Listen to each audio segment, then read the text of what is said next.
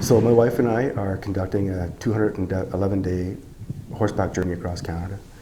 And the idea and the purpose of my ride is to reintroduce the Canadian people to their veterans and change the face of Canadian veterans. So often we think of a veteran as a 90-year-old man and not as the 40-year-old with multiple deployments on different continents, or the 25-year-old with a couple of deployments in Afghanistan, or like Africa or Haiti. I've got almost 8,000 kilometers in the saddle since I've left home. But that's one person's story. Like, for me to travel across Canada and tell my own story of the Balkans and transitioning out of the military is only my story. And it's maybe interesting for a few people for a few minutes, but I don't think it's newsworthy, and I don't think it's going to carry the message across Canada.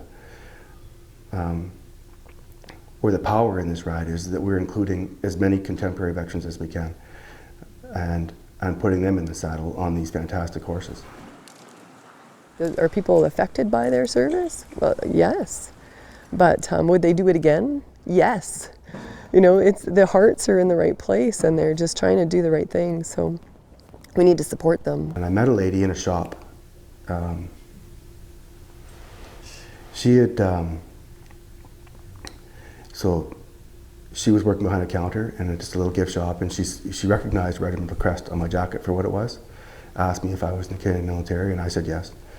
And she, went on to share her own story of living through the siege of Sarajevo. And a couple of years she'd lived in an underground parking lot. Every time that they went outside, they faced machine gun fire and sniper fire. There was artillery fire most nights. They were starving. They had burnt all of their furniture to keep warm. And this was her reality. They were completely cut off from the outside world. And they were in a really bad way. And there'd been thousands and thousands of her neighbors, of her family, of like the people in her community who had been killed.